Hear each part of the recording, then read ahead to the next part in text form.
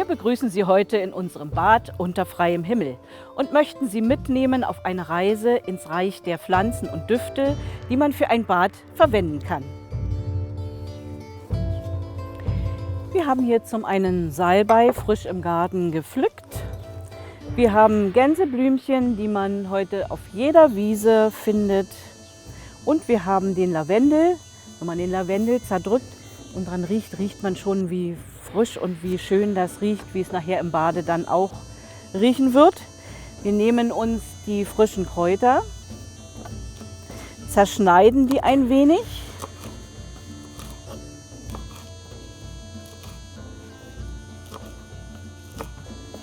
Die Gänseblümchen auch.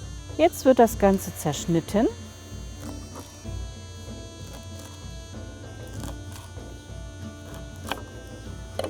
Die werden ein wenig zerdrückt. Und den Lavendel für den Geruch. Die Blüten werden ein bisschen abgerieben. Und jetzt kommt alles in ein Leinensäckchen.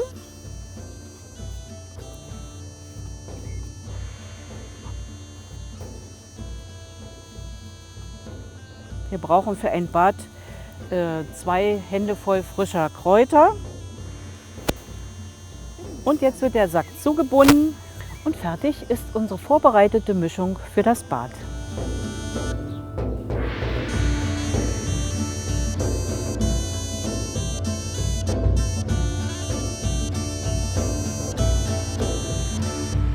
Als zweites wollen wir euch noch mal zeigen, wie man ein Entspannungsbad zubereitet. Wir nehmen dafür Zitronenmelisse, Hopfen, dann haben wir Brennnesseln, Rosenblätter und wir nehmen Meersalz. Genauso, das wird alles zerschnitten.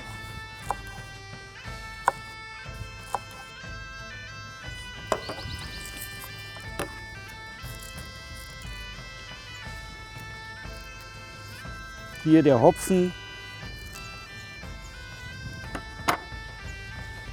Auch dieses kommt alles in ein Leinensäckchen.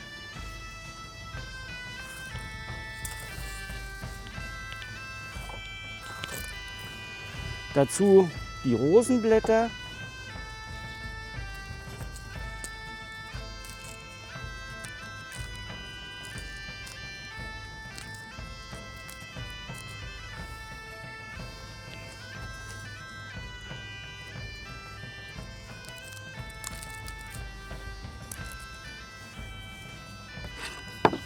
Dann die Brennnessel.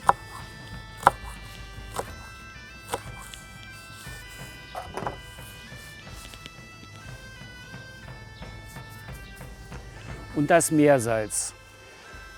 Ihr braucht vom Meersalz ungefähr 150 Gramm. Das ist eine Handvoll.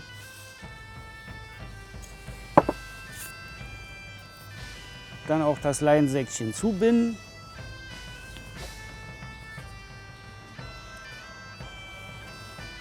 Und fertig ist für das zweite Entspannungsbad die Vorbereitung. Jetzt wird das Ganze in kochend Wasser gehangen für ca. 20 Minuten, sodass ein Sud entsteht, der dann ins Bad gegeben wird. Dasselbe können wir auch mit getrockneten Kräutern machen, weil nicht zu jeder Jahreszeit sind ja die Kräuter entsprechend reif, sodass man sich den Sommer über alles trocknen kann und auch im Winter ein angenehmes Bad sich herrichten kann. Nun nehmen wir den vorbereiteten Kräutersack und überbrühen ihn mit kochendem Wasser.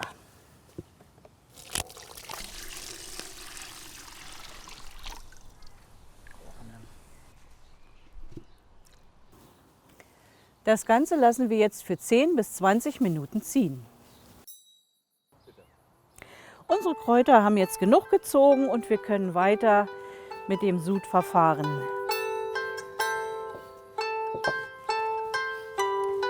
Der Kräuterbeutel wird rausgenommen und wir tun ihn nicht weg, sondern wir legen ihn mit ins Badewasser hinein.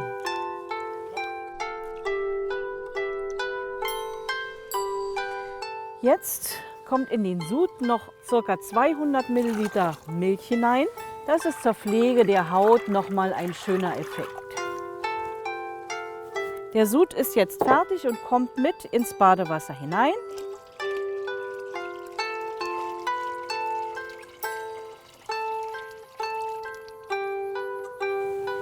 Und jetzt brauchen wir das Ganze nur noch ein bisschen schön verteilen.